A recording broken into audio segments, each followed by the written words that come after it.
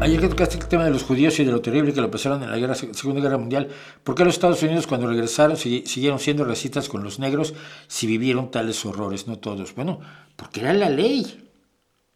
La ley no se había cambiado. Eh, a raíz de la emancipación de los esclavos negros a fines del siglo XIX, mediados, la segunda mitad del siglo XIX, lo que tienes tú es que estás trabajando un día y ya te dicen, "No, ya usted ya es libre". Ah, qué bien, muchas gracias. Ya no soy esclavo. No, ya no es usted esclavo. Qué bien. ¿Y ahora qué hago? Ah, no sé. No había mecanismos para que los esclavos dejaran de serlo. Es decir, decretas que son libres, pues ya soy libre. ¿Y ahora qué? ¿Cómo como? ¿Dónde vivo? ¿Qué hago? ¿Qué clase de ciudadanía ejerzo? ¿Cuáles son mis derechos? ¿Cuáles son mis obligaciones?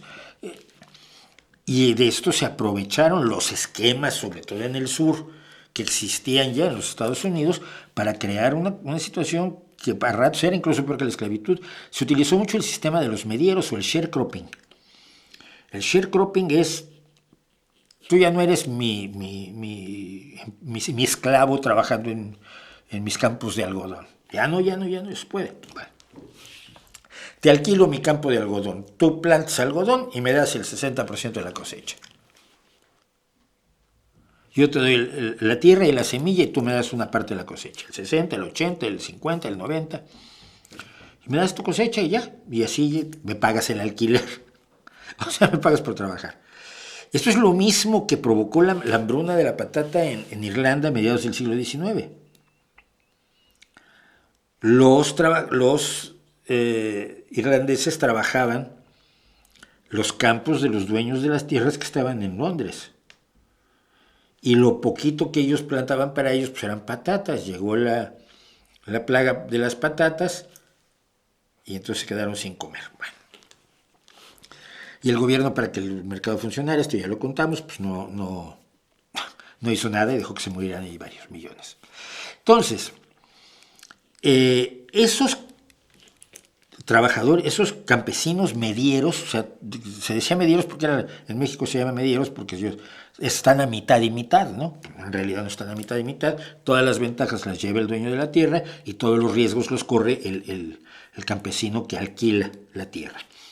Los grandes del blues no son hijos de esclavos, son hijos de sharecroppers, y son gente que trabajó en los campos de algodón como Muddy Waters o como Sonny Boy Williamson o como Son House mismo, ¿no? Estoy hablando de las grandes leyendas de los inicios del rock. Y creo que Robert Johnson también, era de una familia de sharecroppers. Entonces, se estableció iguales pero separados. Los negros y los blancos son iguales en Estados Unidos, ya lo dijo Lincoln y bueno, ¿qué le haces, no? Pero separados, es decir, tú tu baño y yo mi baño, tú tu escuela y yo mi escuela, tú tu barrio y yo mi barrio, tú tu fuente para beber agua y yo la mía. Y si te metes con los blancos, pues entonces ya te mato. Famosos linchamientos de principios del siglo XX. Los que van a la guerra, primero que nada, van con pocos compañeros soldados negros. Había un batallón de negro, por cierto, famosísimo, fue tremendamente heroico. Pero primero que nada no iban con sus compañeros negros. Y lo que vieron fue el horror de los campos de exterminio, los campos de concentración nazis. ¿Por quiénes estaban en los campos de concentración? Pues había judíos que eran blancos. Hay racistas que discuten esto porque son racistas, pero bueno, tú los ves, pues la mayoría de los judíos los ves, no los diferencias de personas de otras nacionalidades o de otras culturas. Pero el judaísmo es esencialmente una cultura. Entonces, pues estaban judíos, estaban prisioneros de guerra rusos y polacos y checos, gente que también tiene el mismo aspecto que tú como soldado estadounidense que vienes a liberar los campos. Te recibe la resistencia francesa, que son tipos como tú. Es decir, estamos hablando de una fiesta entre gente de aspecto relativamente similar, de tez rosada. No veo cómo correlacionar la masacre que se ve, que se descubre en los campos de exterminio, especialmente en Auschwitz II, correlacionarla con el hecho de que los negros tengan su, su lugar en el autobús y yo tenga el mío. Y si un negro se pone en un lugar de un blanco, pues puede estarlo mientras nadie se lo pida, pero cuando se lo pidan, el negro se tiene que levantar e irse, porque es la ley.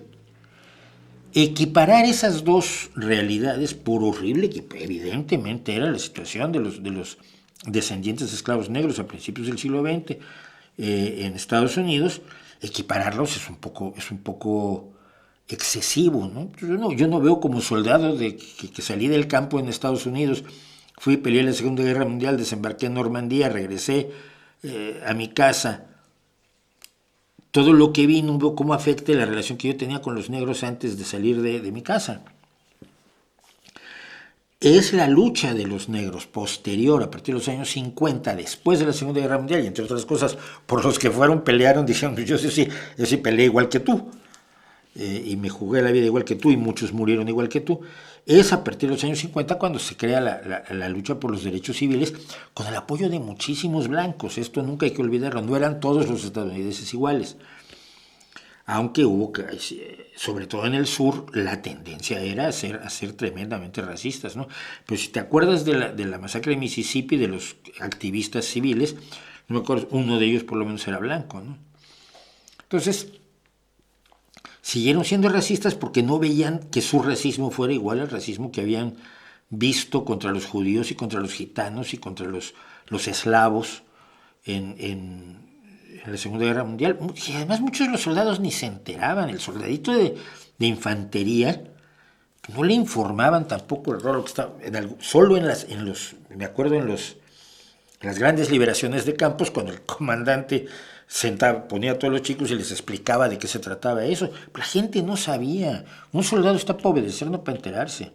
Así que yo no sería injusto en ese sentido, ¿ok?